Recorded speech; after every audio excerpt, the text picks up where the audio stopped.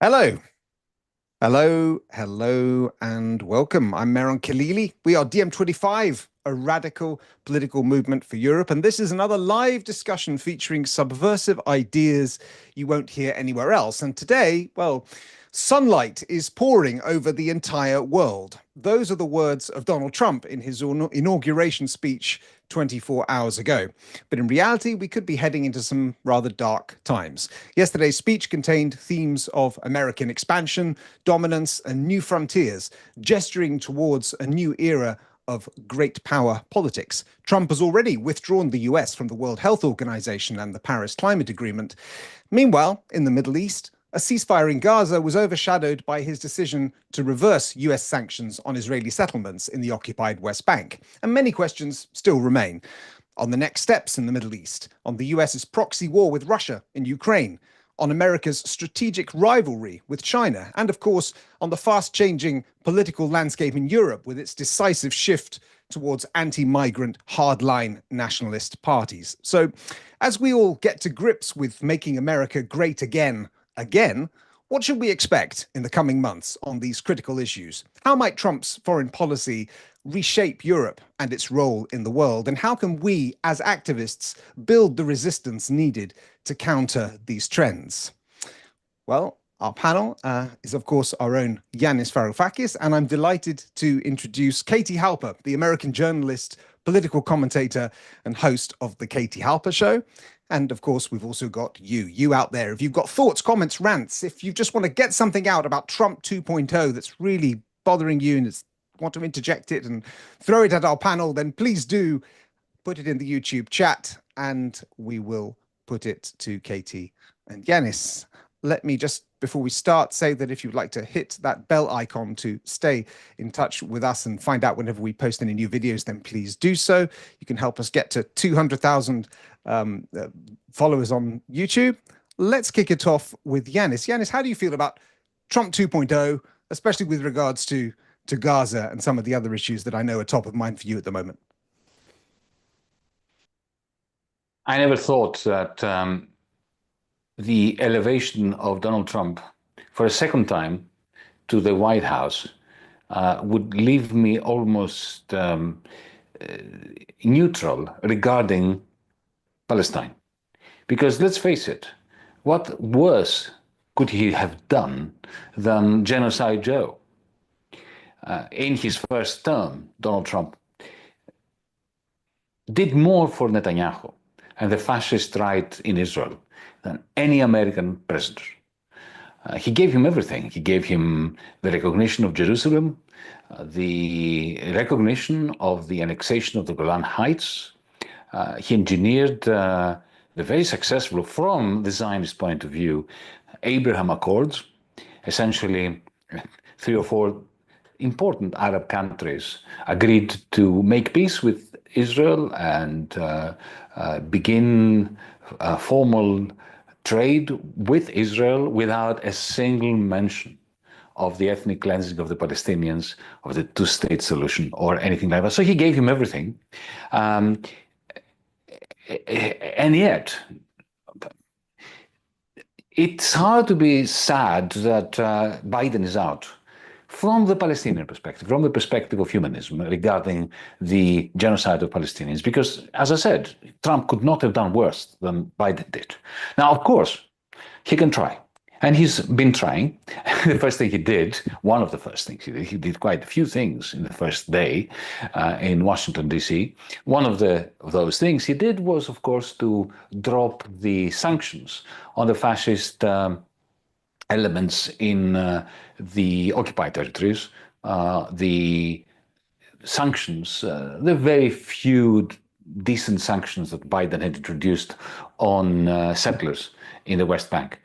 But allow me, because this is much bigger, of course, having Trump back in the White House than merely Palestine, even though Palestine is stigmatizing our generation because it is a genocide happening on our watch. But nevertheless, allow me to just take a broader perspective. And as I was waiting for us to get connected and listening to you, Mehran, you know, this is 2025. It was around 20 years ago that I decided to get out of my very cushy academic. This is a personal statement I'm making. I hope you forgive me that. But it was around 20 years ago that I decided that I didn't have any longer the moral right to remain in my ivory tower in academia, to write my own little mathematical models and only be a political animal part-time. And the reason why I did that 20 years ago was because we're talking about now, it was around 2004, 2005. I could see that our generation was very soon going to have its 1929 moment, which of course took place in 2007, 2008 with the collapse of Wall Street. And the reason I'm referring to that as the 1929 moment of our generation is because think of 1929. It marked the collapse of the financialized, globalized capitalism, monopoly capitalism of the first 20, 30 years of the 20th century, the collapse of the illusion that you could have perpetual growth and essentially eradicate poverty through the stock exchange, through free markets, through trade, through finance, and through big business. And immediately after 1929, you have a whole system of liberal democracy that is rattled. They fall into the abyss of austerity for the majority of the people, bringing about the grapes of wrath, to remember Steinbeck. And at the very same time, doing everything in order to save the bourgeoisie, the ruling class. The result of that was that liberalism went pear-shaped and essentially handed over power to the fascists. So in 2005, 2006, I could see this coming. I could see that Wall Street could not maintain the breakneck speed at which it was minting private money out of thin air. And I could see that the left, us, were not ready. As we were not ready in 1929, we were not ready in 2008 to step in and to provide people with an alternative blueprint of a world which is rational, and because it is rational, it is also just.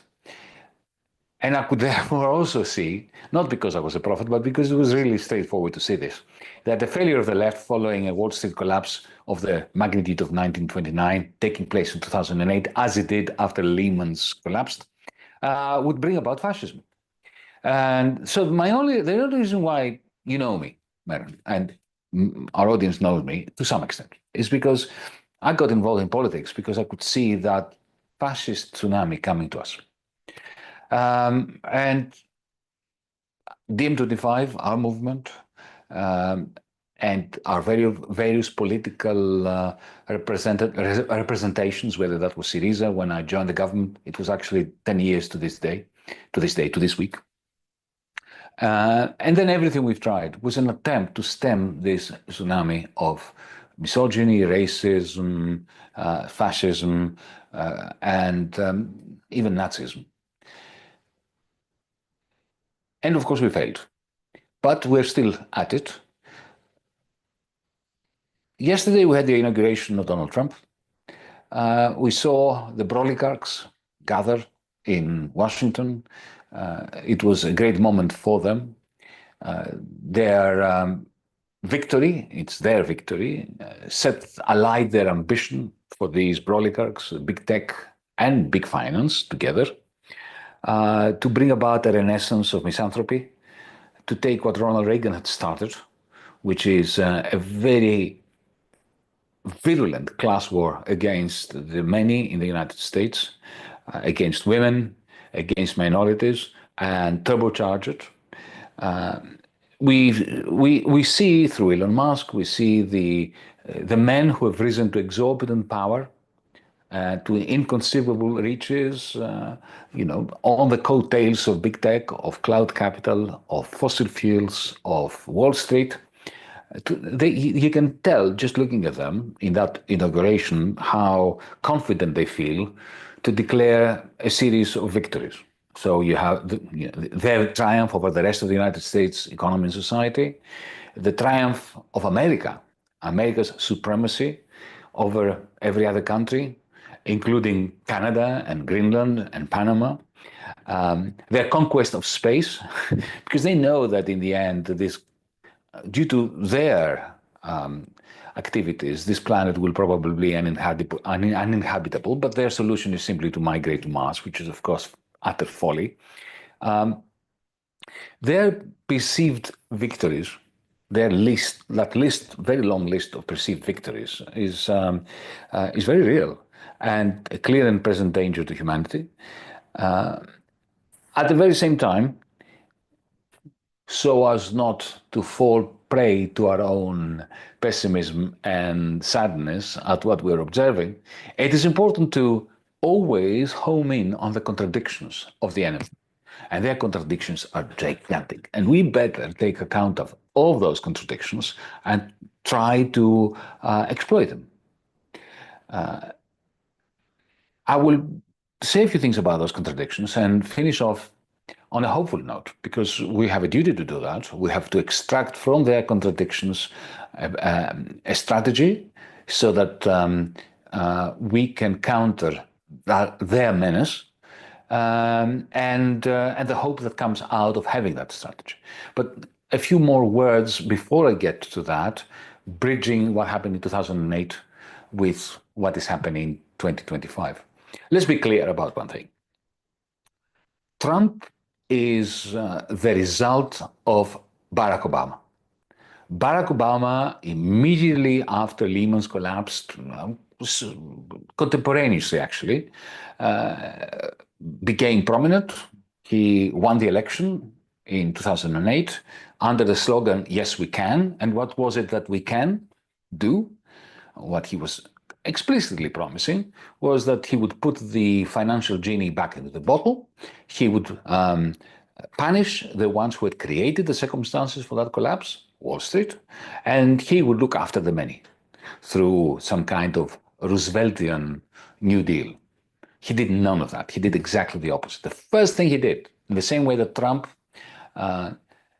signed all these executive orders yesterday, explicitly looking after his own. The first thing Obama did was to not look after his own. As long as, of course, we take it for granted that he considered the majority to be his own.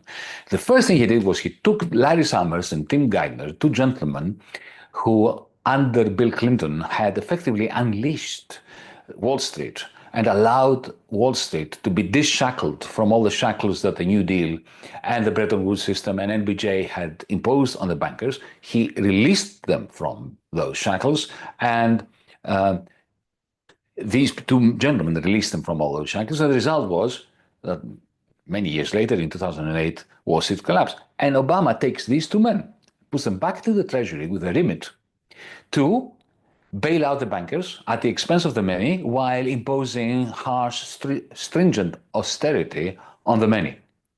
Now, is it any wonder why the discontent that started with the crisis, people losing their homes, losing the illusion that yes, their wages, they were not going up since the mid-70s, but at least their house prices were going up. Well, they lost that illusion as well. And now they lost the illusion that, a black Democrat president is going to look after them when he's looking after, through Summers and Geithner, the people who actually put them in the dock, put them in the black hole of the 2008 Great Recession. It was inevitable that somebody like Trump would rise up, and he did. And now Trump 2.0 is the result of Biden. It is Biden that has actually eradicated not only the Bernie Sanderses, the AOCs of the Democratic Party, but through his very cynical politicking, Biden ensured that even the Republicans did not have anybody like John McCain under Trump 1.0, who was very instrumental in stopping Trump, in stopping Trump's trashing of Obamacare, let's say. Now, none of that is there. Essentially, there is no opposition to the steamroller that is Donald Trump. But I promised you that I was going to finish off with highlighting the great contradictions within the Trump-Musk Bezos, Zuckerberg, and the project of the Nationalist International, the Ultra-Nationalist International, which is dominating in the United States. It is dominating in most of Europe today. Look at Meloni, look at Le Pen, look at even Macron, who is essentially copying Le Pen. So, what are these contradictions? Well, let me give you one example, because I've already spoken enough, but it is important to highlight this contradiction. He's promising the American working class that put him in the White House again, that he is going to bring jobs back through his tariffs, and that he will eliminate the trade deficit. Well, there are two questions here. One is, can the tariffs that he is promising do that, achieve that aim?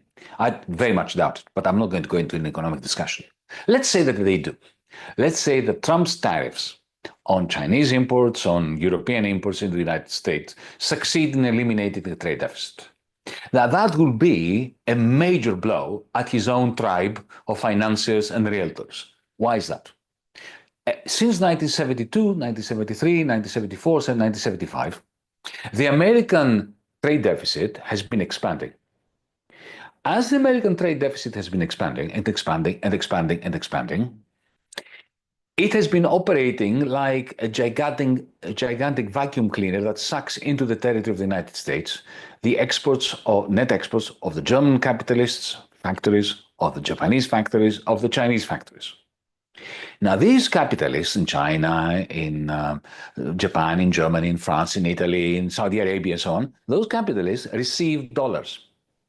They cannot spend them in their own countries. So what do they do with that money? They send it back to New York. And what do they do with that money? They can't, Washington doesn't let them buy significant companies like Google, or you saw recently Biden vetoed the purchase of US steel by a Japanese-friendly steel corporation. So they can do two things. One is put the money in US treasuries, buy American debt.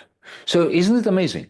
You have the American trade deficit, which is financing via foreign capitalists the American army, the American federal government. And something else that the foreign money flooding Wall Street does is it goes into real estate. Which means, if I'm right, and I think I'm right, that the American trade deficit through this loop comes back to the United States in the form of financing the government, the federal government, and the army and so on, and pushing up real estate prices.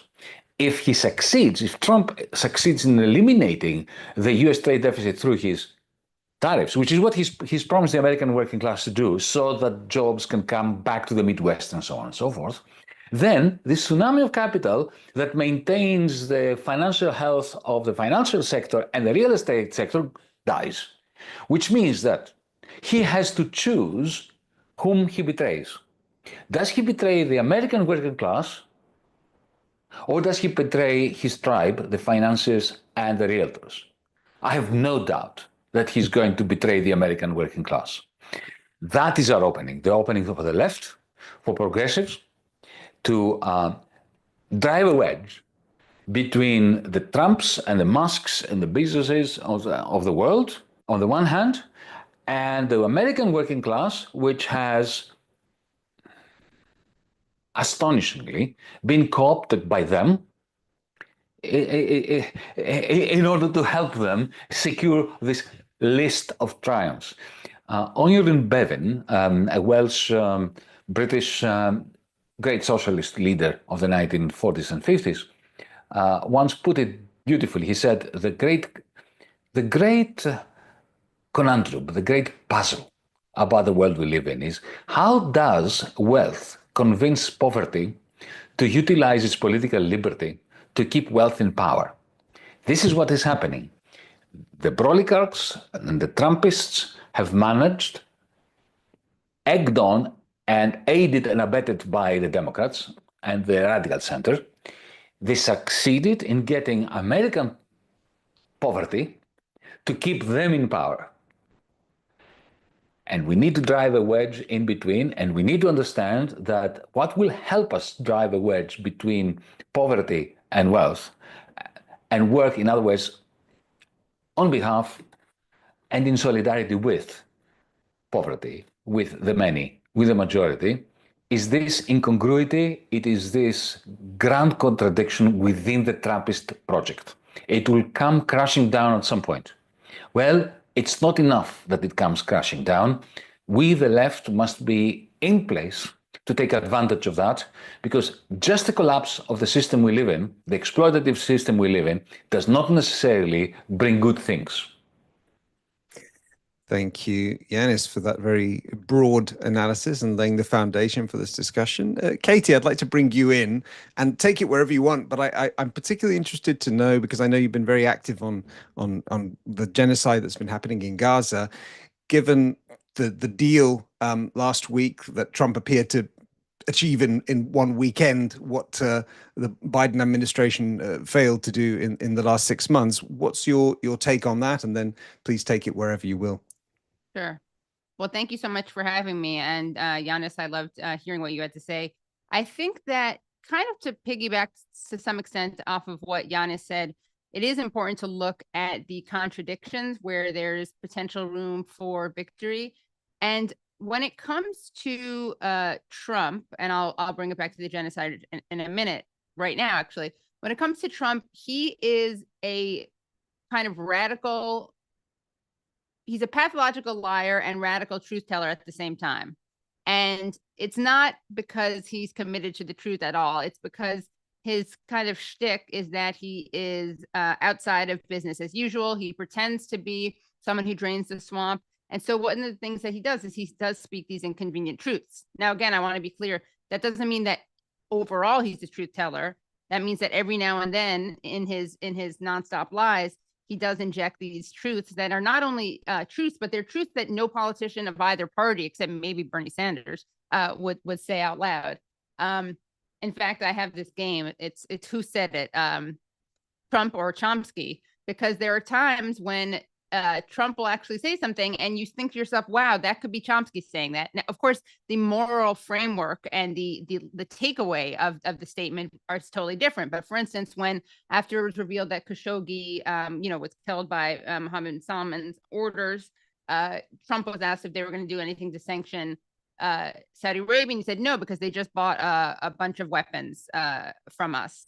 And that's something that you can imagine Chomsky saying, right? Like, no, because they just sold them an inordinate amount of weapons, whatever. But for Chomsky, that would be something bad. Whereas for Trump, it's just business as usual, or even something good. So we saw this too when it came to Israel and Palestine. At the one debate he had with Joe Biden, at the debate where Biden kind of, was able to be seen as the Biden that he really was. He actually said, Biden said that the only people who wanted to keep fighting the war were Israel. And what's interesting is that at this point, Trump actually said, the only one who wants the war continue is, Biden said, excuse me, Freudian slip there. Okay. During this debate, Biden said the only one who wants the war to continue is Hamas. And then Trump responded that and said, he said the only one who wants to keep going is Hamas. Actually, Israel is the one. So there you have like a moment where he says something that very few politicians, including Democrats, would say, but then he follows it up with, and you should let them finish the job. So that is kind of a perfect example of Trump being Trump, right? He says something, he exposes the fact that Israel is the major kind of belligerent in this, the one who's invested in genocide. And at the same time, though, instead of making that a statement about a condemnation of Israel, for him, that's just, and let them finish the job. So that, I think, kind of captures Trump, those two statements, that Israel is the one who wants to keep fighting and let them finish the job. And what that means is that we do have an opportunity, I think, to see, in some cases, what is happening. I mean, Trump also admitted that the U.S. wanted to steal Syria's oil. Again, these things are it's scary that he wants to do these things. It's also scary that he feels like he can say them out loud, because it just speaks to the lack of impunity faced by our leaders. But I do think it's an opportunity, because it kind of takes the face off the empire. And it's clear that what we're doing, we, the United States, we're not doing it out of the kindness of our own hearts. It's not an altruistic project.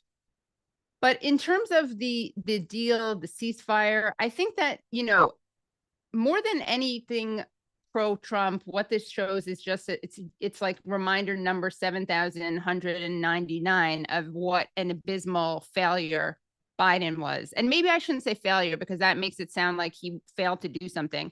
He was committed to this genocide. He is a committed Zionist, as he likes to remind people every now and again. He tells people all the time that he's a Zionist. He said in the past, if Israel didn't exist, we'd have to invent her. He says the very scary thing for me as a Jew, that like without Israel, you know, Jews would have no safe haven. And I'd like to think that I can be safe in my own country. And that's kind of scary thing to hear your president tell you, that he can't keep you safe, that you need to rely on a country being governed by the sadistic maniac Netanyahu. But I think that, again, what this shows us is that Trump is not an ideologue. That's probably his biggest political gift, is his lack of ideology and his lack of principle. Because when he's a hypocrite, his hypocrisy doesn't come off as hypocritical because no one's expecting any moral consistency from him. Whereas basically every other politician, I would say, when they're hypocritical, their hypocrisy comes off as hypocritical, which is why it's such asymmetric warfare whenever Trump is debating someone, because he calls them out for their hypocrisy and they can't do the same for him because it's like Teflon, because he's never claimed to have any overall overarching ideological principle or consistency or orientation. So I think that we see in this case, you know, he's not a committed Zionist. He's an opportunist. Whatever is better for him in that moment is what he will do, whatever he perceives to be in his interest, which is why I keep hoping that someone's going to, like, because he's so thin-skinned, I really want us to start a rumor that Netanyahu is like talking about Trump's penis size or something. Anything that can make Trump feel really angry and then get him to go to war with Netanyahu would be great. But, you know, that is something that's not inconceivable. I think that one of the real things that provoked him to take, you know, to have Soleimani assassinated was because of a meme war they got into, honestly. But, you know, I think that what we see with Trump is that, once again, if Biden had any interest in actually stopping genocide, or let's say, you know, he would never call it genocide, but if Biden had any interest in actually stopping the war, he could have done that. He was willing to, he and Kamala Harris were willing to lose the election rather than stop a genocide. And we know this because polls were showing us in real time how popular a ceasefire was. And now we know from a poll that it was a really decisive factor. There was a big YouGov poll that showed that out of the 29% of voters nationally who voted for Biden in 2020 and cast a ballot for someone besides Kamala Harris in 2024 said that ending Israel's violence in Gaza was the top issue affecting their vote choice, with the economy a close second at 24%. So that's pretty significant. And I think it shows again that, you know, during the election, right, they could pretend that they had to do this. You know, you could talk about the Israel lobby, you could talk about AIPAC. The fact that Biden just gave them this huge weapons package once again after Trump was elected shows you that this was not a political calculation in any way, shape, or form. This was an ideological calculation. And, you know, it's important to remember that Trump does not care about Palestinians. He uses the term Palestinian as a slur. He did that in that very same debate.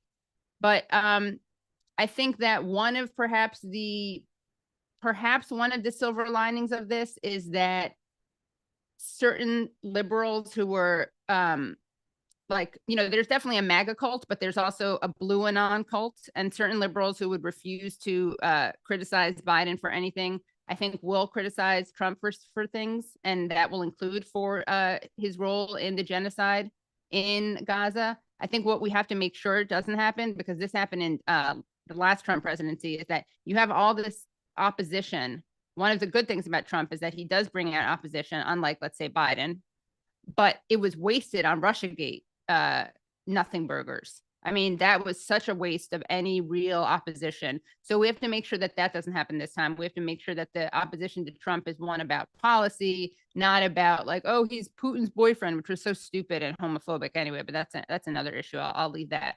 Yeah, I guess I don't want to take too much more time, but I'd say that remember, this is not a Trump victory as much as it is, I would say, a referendum on the Dems. I don't think that there was a huge embrace of Trump. He didn't win by that much. I think it's more of a pathetic indictment of the Democrats that don't provide people anything. And, Yanis referred to how the working class can vote against its interests.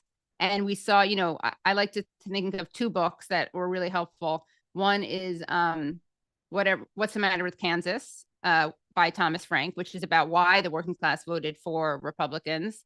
And then, of course, his follow-up, Listen Liberal, Whatever Happened to the Party of the People, looks at how the Democrats betray the working class. And that's the part that I think we on the left need to focus on.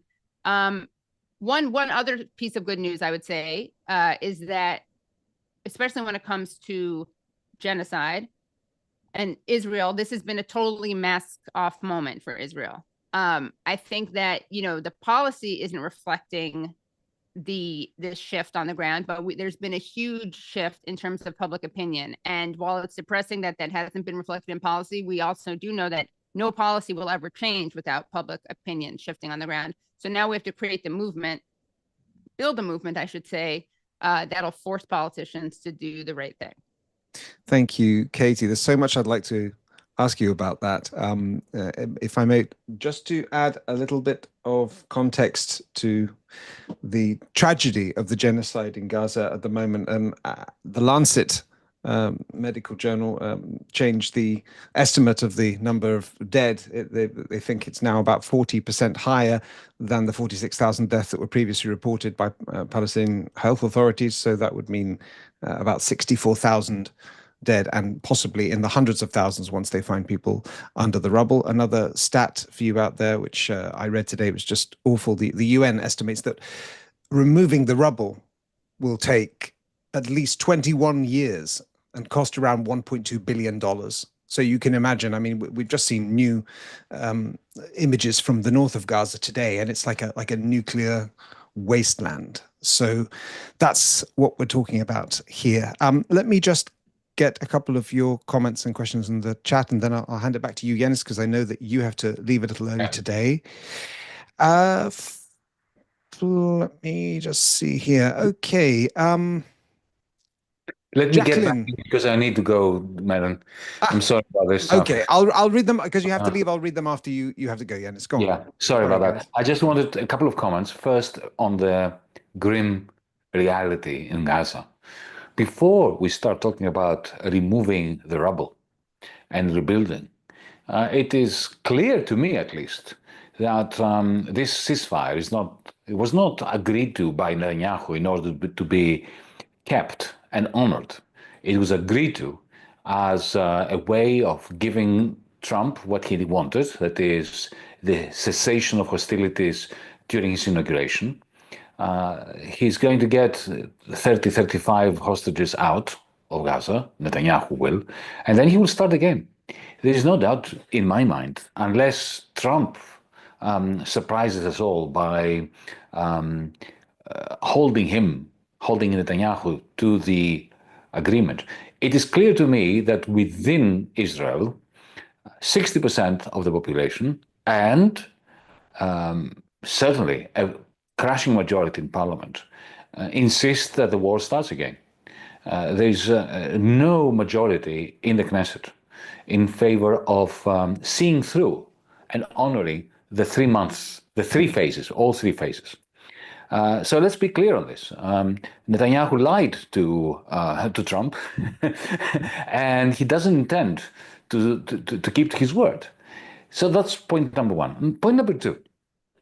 Now, I'm sure that many PhDs and books are going to be authored, Katie, on exactly why it was that the working class in the United States supported Trump. But allow me to say that I'm not going to read them, because for me, it's quite straightforward. I've been following American media, especially the New York Times, Washington Post, the liberal press, for the last four years. And, I don't have much hair, but what few hairs I had, I was pulling them out one by one with tweezers when I was reading the articles by smart people whom I actually like on a personal basis, like Paul Krugman in the New York Times.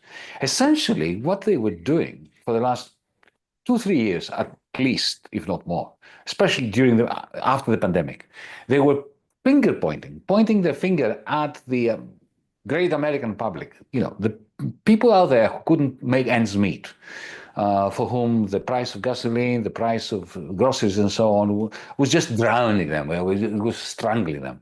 And the liberal commentators that I mentioned were pointing the finger at them saying, you've never had it so good, our economy is doing really very well. And in contrast, in sharp contrast, confounding contrast, Donald Trump said, I feel your pain. You are having it tough. It's really awful what's happening to you. Prices have gone through the roof. Even if they have stopped rising, they're still too high given your wages. And then, of course, he would add all the misanthropic and irrelevant stuff about foreigners eating pets and taking away what is left of their dignity. It's clear why he won. Because he looked at people in the eye and said, I feel your pain. You have pain. But this is not new. This is what Benito Mussolini did in the 1920s.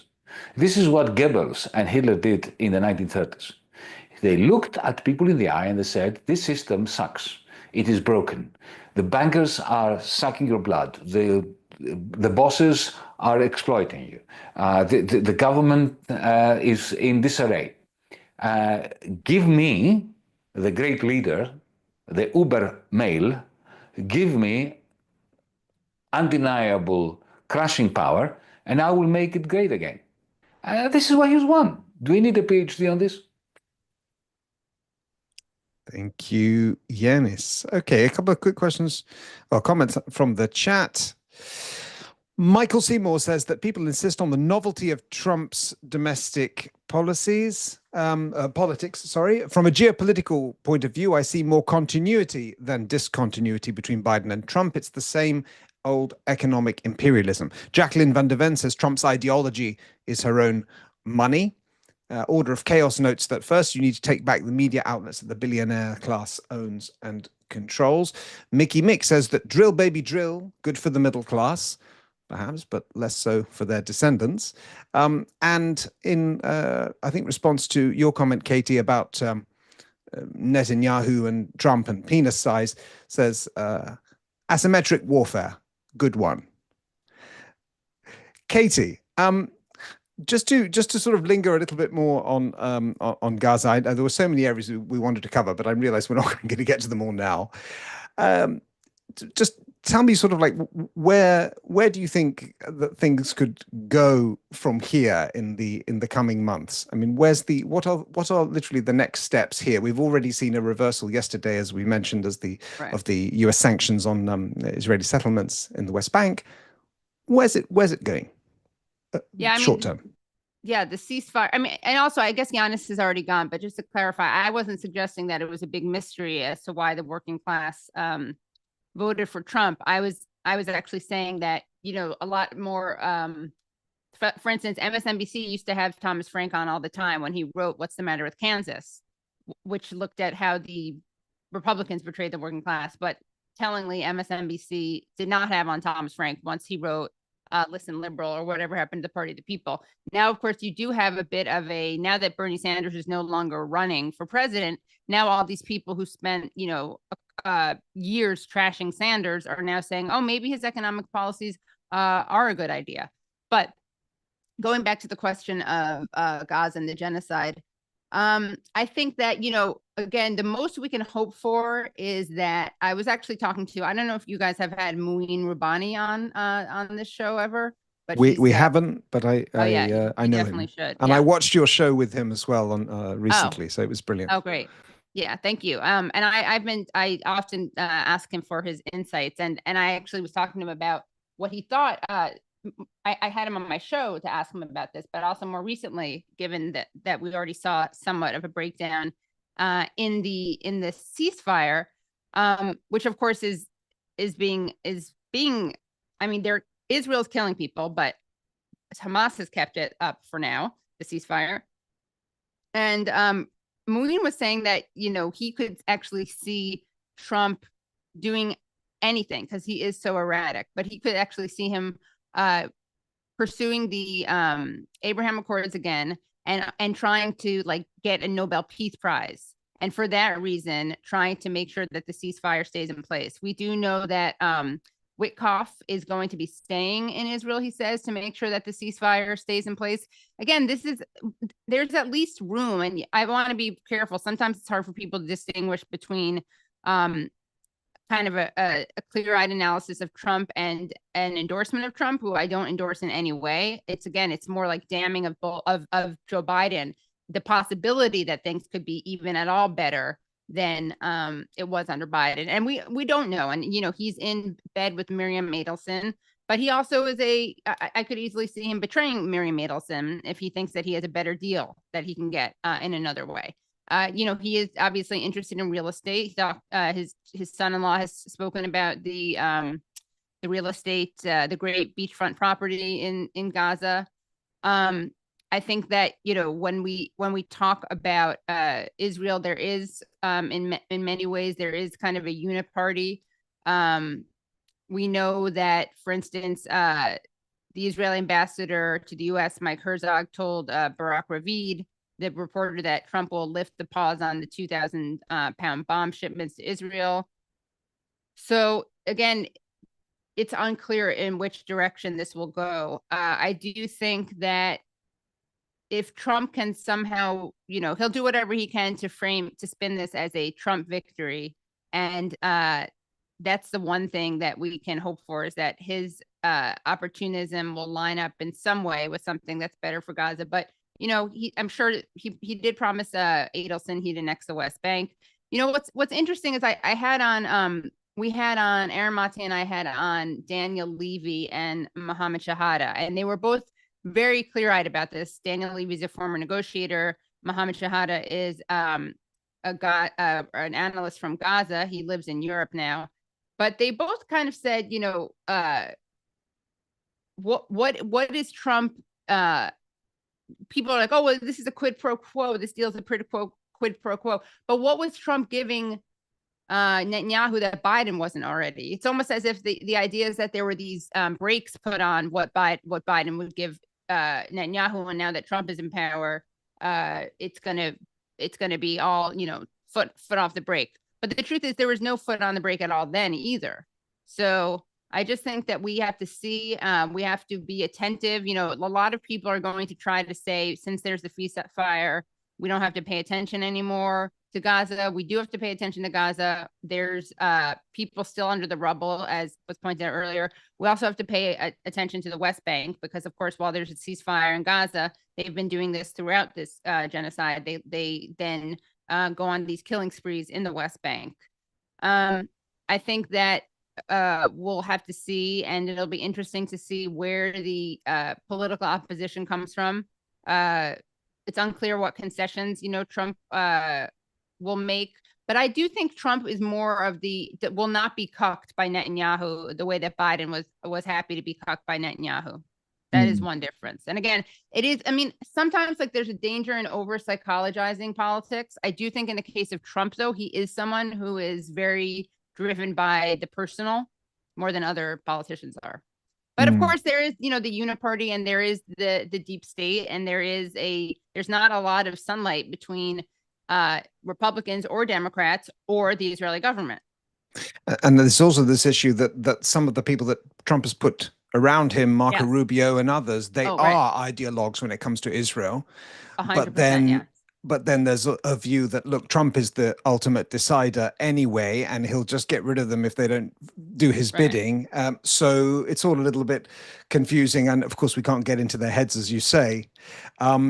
Incidentally, I do stand corrected. We had Mouin Rabbani on DMTV 4 years ago. David is just correcting me. Sorry about that. I'd like to move a little bit. It's related, but to segue to TikTok and the ban there in the US.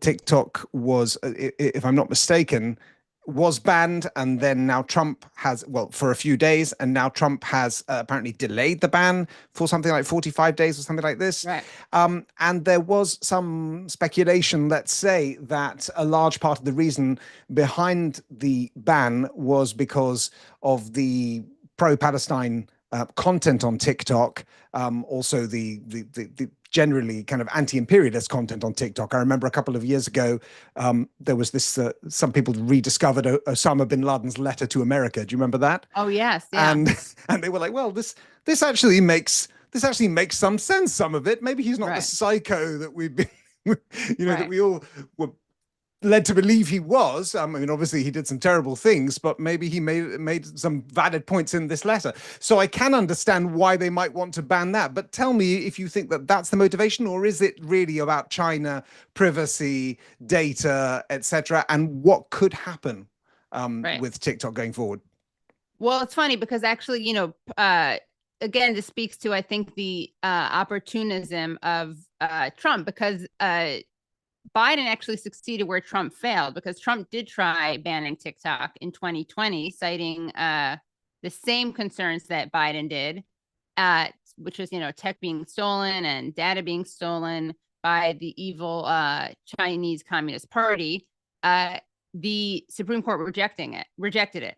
Now it's approved Biden's attempt to do that. And so now what does Trump do? Well, again, because he's such an opportunist, he is now saving TikTok, the very thing that he tried to shut down. He's saving it because it'll give him a win, and because it's so popular and young people will love it.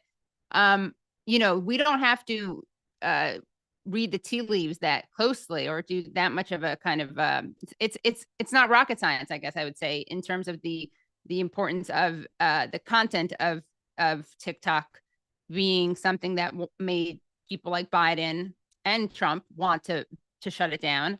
Mitt Romney said, some wonder why there was such overwhelming support for us to shut down potentially TikTok or other entities of that nature. If you look at the postings on TikTok and the number of mentions of Palestinians relative to other social media sites, it's overwhelmingly so among TikTok broadcasts. So there's Romney, so stupid that he doesn't even know that he shouldn't be saying that part out loud. I mean, it's actually stunning. I love when they do that. Just they're so unaware that they tell on themselves. We also had Josh Hawley talk about the anti-Semitism problem on TikTok. So I think it's both. I think it's competition with China. I think it's what's interesting is that there is suppression. A lot of people think that there's like no suppression on TikTok, that it's this kind of inherently pro Palestine platform. The truth is there is suppression even there, but it's just that when you have people of a certain age who haven't been indoctrinated by Zionism, it's just logical that they're going to be interested in Palestine content, and they're going to be interested in content that's honest about it and that doesn't perpetuate, Hasbara. TikTok was such a powerful organizing, well, maybe not organizing tool, but definitely a tool to sort of spread the word. And I forget the numbers, 20, 30, 40% of Gen Z in the US are getting their news from TikTok. I forget the numbers, but it's enormous. So, you were talking before about how progressives might organize going forward with Trump 2.0. Do you think that TikTok that ban is going to stick? And that in which case they'll be deprived of this locus of this outlet to be able to advocate for their views? I honestly don't know if it's going to or not. I can't make that prediction, but I think what we have to do is, you have to do this with all platforms. I mean, I know people will get demonetized from YouTube. Sometimes I'm scared. Well, I don't want to jinx it, but I have a YouTube show. A lot of people, I think it's smart to be on many venues, many platforms, go on TikTok, be on Instagram. The problem is, of course, I mean, this is a whole other conversation. All of these platforms are beholden to oligarchs, the very same ones we see attending Trump's inauguration. I do think, though, that just to cover all your bases, you should be on as many platforms as possible. Yeah. Or own your email list, and so at least later you're not building a castle in the sand, or whatever the expression was. Right. Understood. And it is scary because there's no transparency with any of these companies. Like if you get demonetized, if you get banned, if you get removed, there's really no way to appeal to it except for, like kissing the ring or hoping that you have a a following that's big enough that people will feel pressured.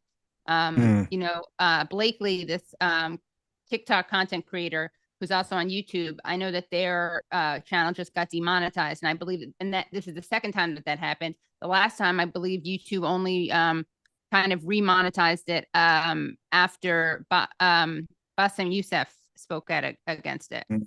So yeah, it's really, I mean, I remember once getting hacked on Twitter, and there was nothing I could do. And it was the person who hacked me on Twitter, like, posted pro Andrew Tate content for me. And again, there was nothing I could do except I finally found a workaround. But it's a perfect, not like, oh, boo-hoo, woe's me, my Twitter story, but it's just a kind of a microcosm of the absolute shroud of lack of democracy and secrecy that with which these platforms operate. Yeah, the black box of the algorithms. Yeah. Okay, well, looking at, again, what can activists do now in the Trump 2.0 era? I mean, I've been following some conversations with some leading organizers in the US, and there seems to be quite a lot of inward looking self-criticism,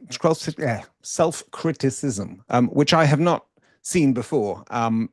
I mean, one blog, Kelly Hayes, an organizer, she says, our fixation with Trump's every horrid public thought was understandable, but it was also dizzying and demoralizing. It reinforced the illusion that an endless slew of condemnations amounted to resistance.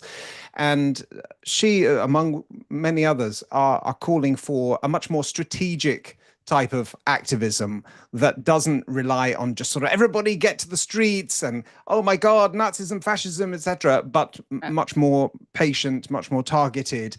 So I'd like to know kind of what you are hearing, and also perhaps to tie this to what happened yesterday with Elon Musk and his Nazi salute, or alleged Nazi salute, and the reaction to that. What's your take?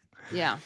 I think the most useful thing about the Elon Musk salute was how it exposed the rank hypocrisy of people like the ADL, the Anti-Defamation League. I mean, watching the ADL, which is called Jewish Voice for Peace, a hate group, which has called Rashida Tlaib anti-Semitic for literally criticizing an attorney general of Michigan for prosecuting kids in encampments.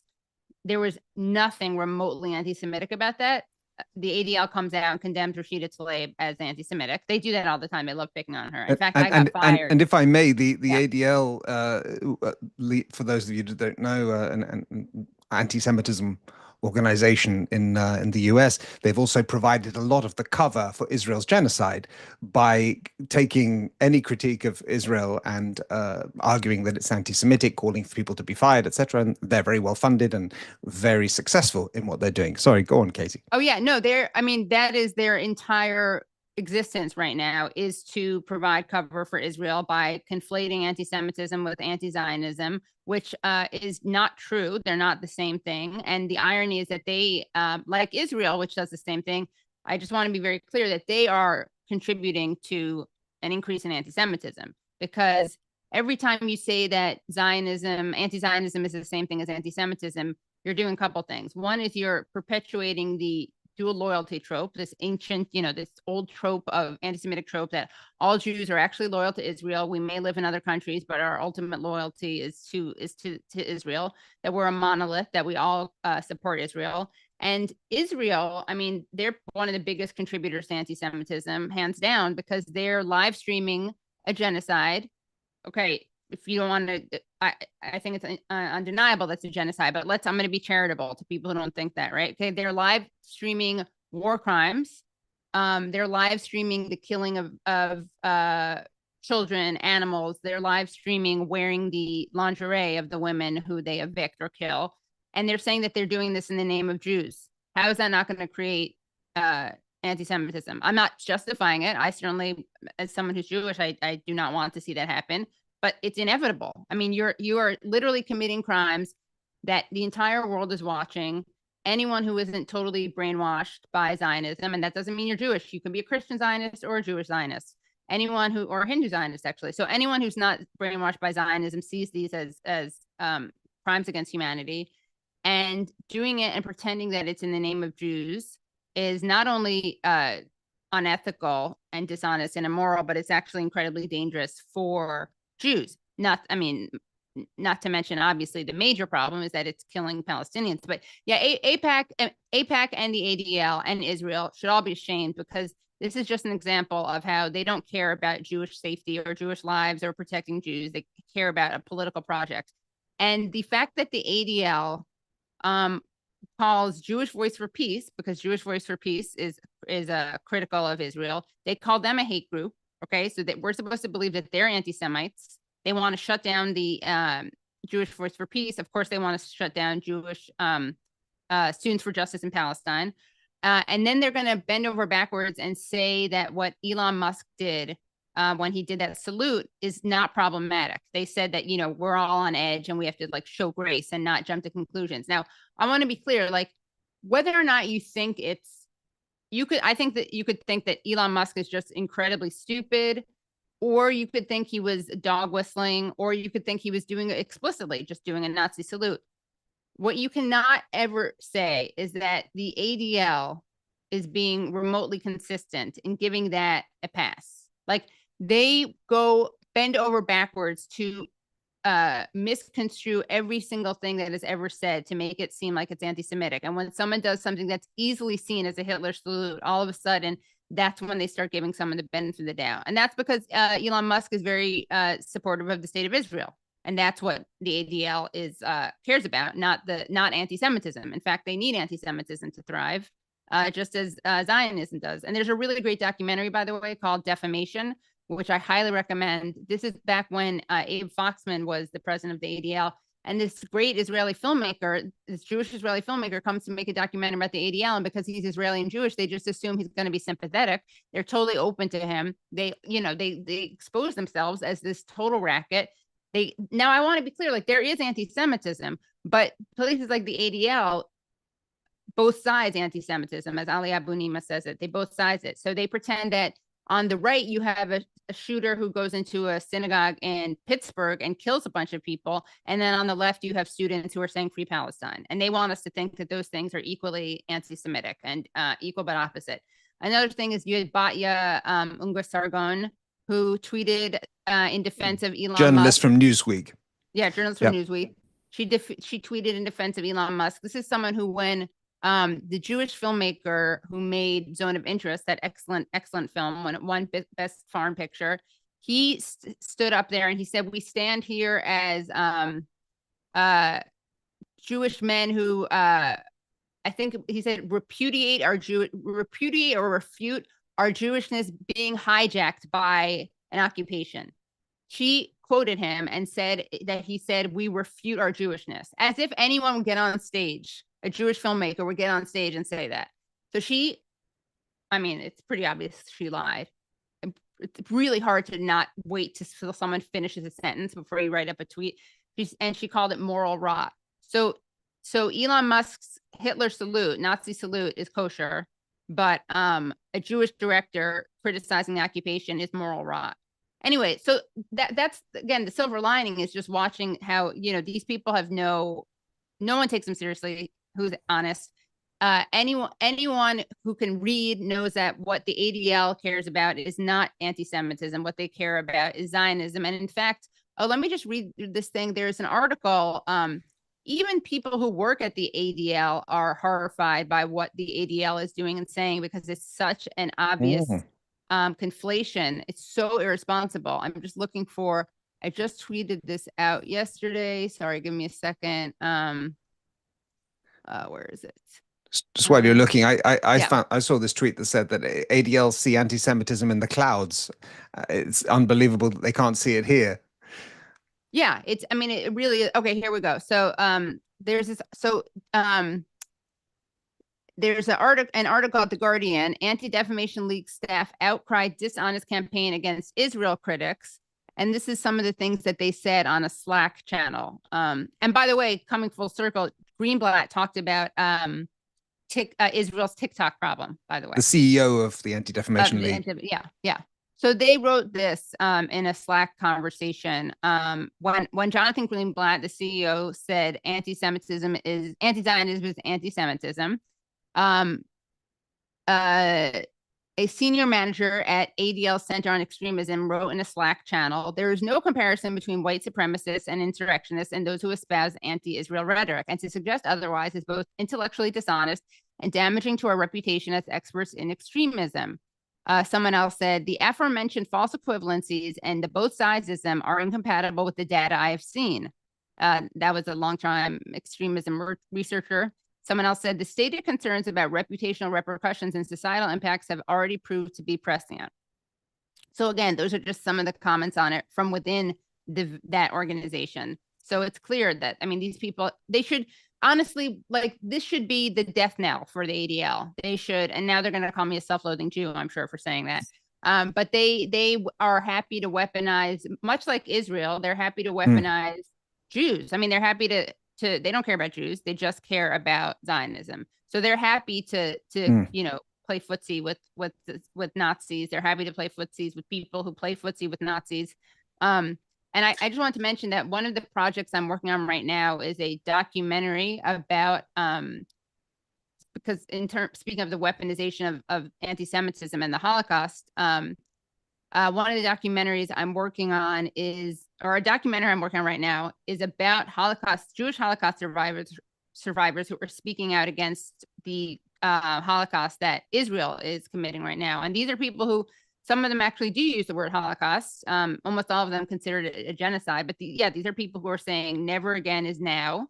Now, when Netanyahu is saying never again is now, he's saying, I'm going to invoke the Holocaust now in order to kill other innocent people. But they really mean never again is now and never again for anyone else. And these are the people who are, I think, the people who have the correct moral takeaway from the Holocaust, which is not let's go ethnically cleanse a bunch of people who had nothing to do with the Holocaust, but they're saying let's not ever do anything like this, especially not use what happened to us to justify ethnically cleansing or genociding other people. Just a side note with regard to Elon Musk and the ADL. I think a couple of years ago, when Musk acquired Twitter in 2022, the ADL were horrified with the explosion of anti-Semitism on Twitter, and were trying to, as far as I recall, persuade advertisers to get off the platform, and Musk was incredibly upset about that. And so, you know, it shows how opportunistic the whole thing is. But I think, they recruited him to be kind of a Zionist spokesperson. He went to Israel after October 7th. And this is something Mark Ames pointed this out on Twitter. So the ADL secretly collaborated with apartheid era.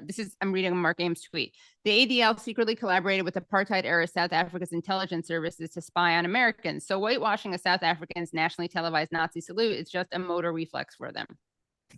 Okay. Well, just to bring it back to that actual salute, because I think for me, and I'd like to know what you think about this, but that was an important cultural moment in many ways. I mean, one way is, as you say, expose the hypocrisy of the ADL, but also when I saw the reaction to that from the left, from the legacy media in the US, I was quite disappointed, I've got to be honest, because I thought, you know, okay, maybe he didn't mean it. All right, maybe he's a guy with Asperger's who's just sort of making big hand gestures or something, and he doesn't mean it. Okay, in which case it's not worth commenting on. Or if he did mean it, he's not really a Nazi. He's doing it to own the libs. He's doing it to be provocative. In which case, why would you fall into his trap by going absolutely crazy about this thing and for it to produce an enormous volume of traffic and TikTok and tweets and articles? So I was thinking, you know, like, is that really what opposition to Trump is going to look like? Haven't we learned anything from the kind of derangement that we saw from the past? So I'd like your take on that, if you would agree with me or not on that. Yeah, I think that actually that is, you know, I feel conflicted, because for me it's impossible to not we can't pass up this opportunity to call out the hypocrisy of the ADL and people like Batya. Batya. I don't know. That's an interesting question. I don't know. Just like, so you were saying he's not a Nazi, but doing it to own the libs. Yeah. Then in which case, but even if someone does, you can't totally, I know what you're saying, and we do have to be more strategic. And I hear what you were saying in your earlier question, which is like the over vilification of Trump. It kind of reminds me of where was this coming from? Like you don't need to overvilify. Just be honest about him. You don't need to hyperbolize. Like you don't have to say this is the end of democracy. You can just say all the terrible things that he's doing. I mean, you can talk about the tax cuts. You can talk about he just is reinstating the death penalty. You can talk about which I don't know how you can be like anti-deep state or anti-big government and support the death penalty, but that's another thing. I mean, I do know how, because he's like obviously he's not ideological. He's vindictive. He's very tough on crime, which is also very stupid, because if you're tough on crime, you still shouldn't be for the death penalty. But that's another question. In other words, there's enough stuff. The climate stuff. Leaving the Paris Accords, right? There's enough stuff to criticize him for. Same thing with Elon Musk. There's enough stuff to criticize him for. I don't. But this is one of the cases where I kind of understand if people are like bothered by that. In other words, I don't think that's the best example of the phenomenon. The phenomenon you're talking about exists. I think, the walls are closing in. This is the end of democracy as we know it. This is, this is the last election we can vote in. But when you talk about like reproductive rights, it is extreme, the stuff that's happening, right? You can just, so we can talk about those things without making it seem like, I think that the challenge with Trump is how to walk that line between his being both an aberration and not an aberration. And where he's an aberration, we have to specify, and where he's not, we have to specify. And Samuel Moyn, this professor of law and history at Yale University, who's written a lot of great books, including Humane, about, can't remember the subtitle of it, but it's about basically how Obama reinvented war and like sanitized war. He has a term called Trump washing, which is when people basically like sanitize everyone but Trump by pretending that something that Trump is doing is just a Trump thing, as opposed to a systemic thing. What Trump often does is he says what he's doing out loud, like I brought up earlier. But no, I think that is true. Like, well, in terms of like how to resist, we do have to, I think, join organizations, do mutual aid. It's not very sexy. But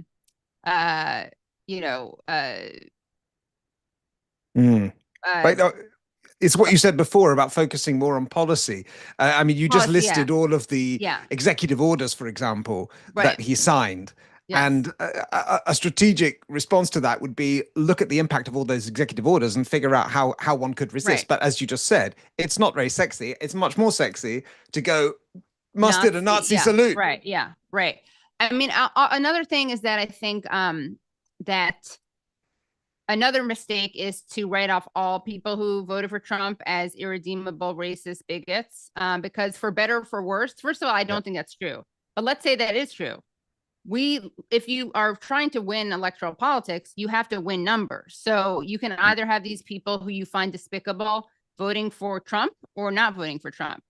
I think liberals have a real like entitled. They deserve your. The politicians never fail. Like Democrats never fail. They're only failed. That's kind of the attitude we see in a lot of places. But it is true that, and we saw this with Hillary too. Like I don't really care if you don't want to have any empathy for people who are in pain and vote for Trump for that reason.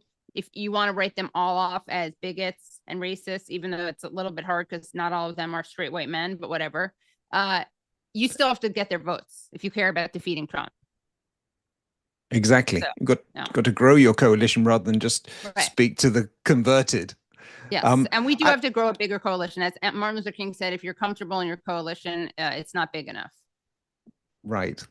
Well, I mean, we should end now because we've already gone over time. But I would like to just ask if there are any other lessons that you have drawn from Trump's first term that activists could apply now to resist his agenda more effectively.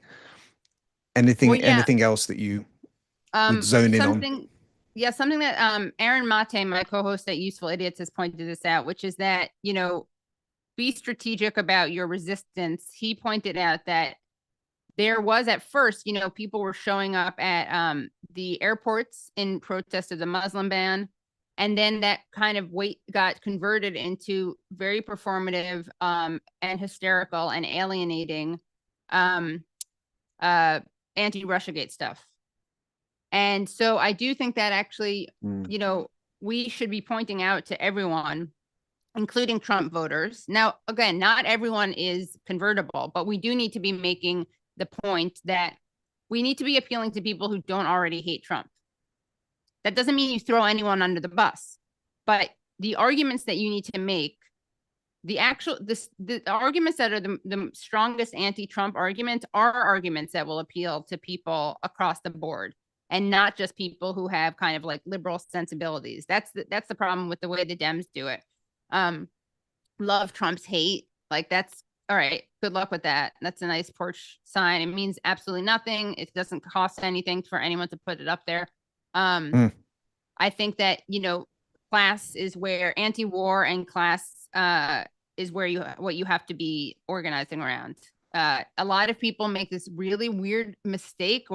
It's absolutely shocking to me. People will say you can't organize around class because people are racist. It's like, wait, no, that's like one of the major reasons you have to organize around class, because that competes with people's racism. Like, if you want people to identify around something and they're identifying around race, what better way to say, oh, you want to protect your own interests? Well, here's an interest that actually connects you with people who share your interest on a real level, not a superficial like eugenics level.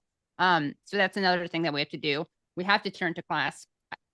I think some people are really dumb and they don't get that when you turn to class, you're actually you're fighting against racism. And some people know that they are, and they're just lying, like Hillary Clinton famously saying, like, is breaking up the banks going to end racism? No, as if anyone was saying that. But at the same time, yeah, breaking up the banks would have had actual implications because of how racialized the housing crisis was. That's another story. But yeah, we have to do that. And climate change. We also have to make climate change. I think we have to link climate change.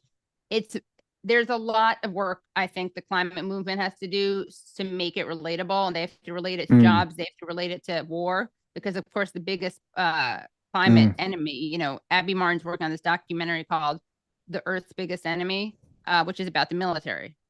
And health, of course, also with regard to pollution, traffic, congestion, the things that affect people today, rather than at some point in the future, way, way ahead, that I don't care about now.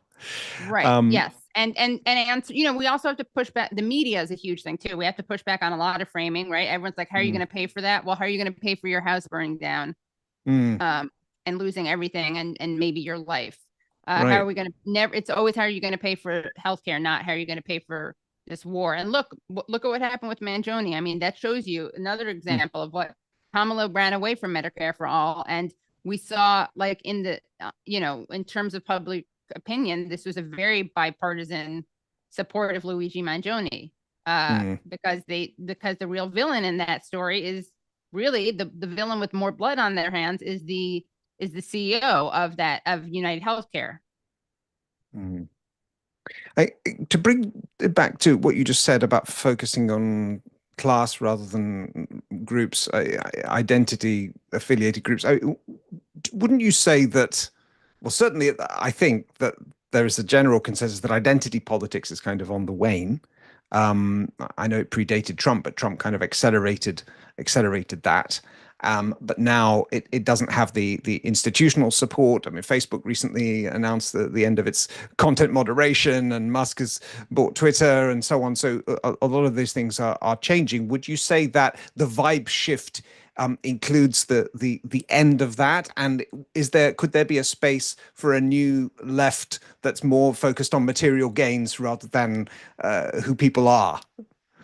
Yeah, I think that actually, I think it doesn't have to be quite so either or. Like, I think that sometimes people think that the answer is to really like focus on trans rights as like almost like we shouldn't be talking about trans stuff, so we're going to spend a lot of time talking about why we shouldn't be talking about trans stuff.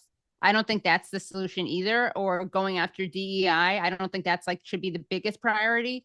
I don't think that's where like I think you have to be able to talk. Really, the problem with identity politics is that it's like the weaponization of identity politics. But I do think that, you know, if you actually care about, the irony is if you actually care about racism, you would care about economic justice too, because of the way those two things interact with each other. But I do think, yeah, class is where you have to. I think that that if people, yes, I think that there's now probably some overcorrection, unfortunately, in the other like direction of the pendulum with a reaction to things like affirmative action and DEI, which I don't think is actually that well placed. I think it's kind of another distraction, but we do need to, I think, really focus on the things that connect the most people. And that is class stuff. And that is like, you know, it's also not always even class stuff. Like with healthcare, if you're a lot of people who aren't working class will lose all their money if they have a healthcare crisis. So that's another example. But I do think that people are realizing that no, like caring about class does not make you a homophobic, racist, transphobic, misogynist. And what you said there is so true, that that identity politics or wokeism or whatever you want to say, I mean, that really gave the right a stick to beat the left with. And we've seen so many influencers, people raising their profile on the basis of being anti-woke.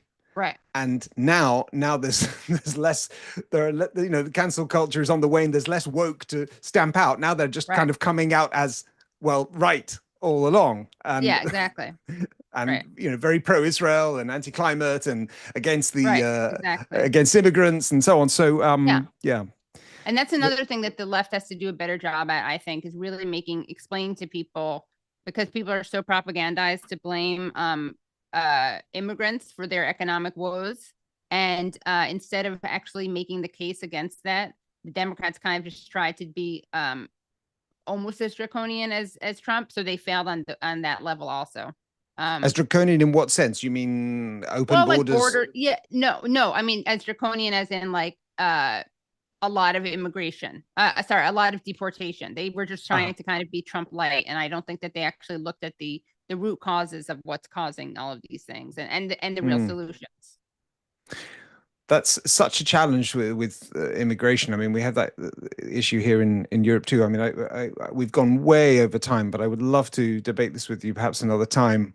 Like, what is the left answer to immigration? How do you speak? That's a huge debate. Yeah. How do you speak to people's obvious concerns without calling anyone racist and so on? But Katie, I will leave the final words with you. If there's anything else you want to say, any other thoughts? This has been a really interesting and insightful chat. The conversation is still zooming past. I can't keep up with everyone's questions and comments, so I'm sorry that I haven't been able to dip in and ask more. But please, Katie, anything? Any final thoughts? Thank you. Thanks so much for having me. That's a whole debate. I think a lot about the framing of how, to me, that's something that the left has to be better about. Like, is answering people's questions when they're not, without making them feel like bad people if they're confused about something.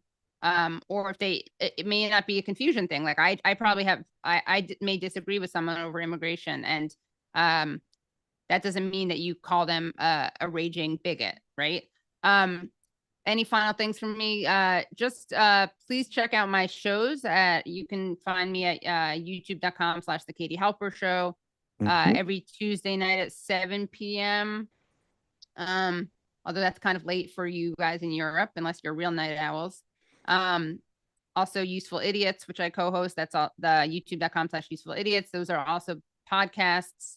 You can support my Patreon at patreon.com/The Katie Halper Show. And tonight I'm actually having on 2 veterans who interrupted the confirmation hearing of Hegseth and Max Blumenthal, who did a great job yelling at Anthony Blinken last week.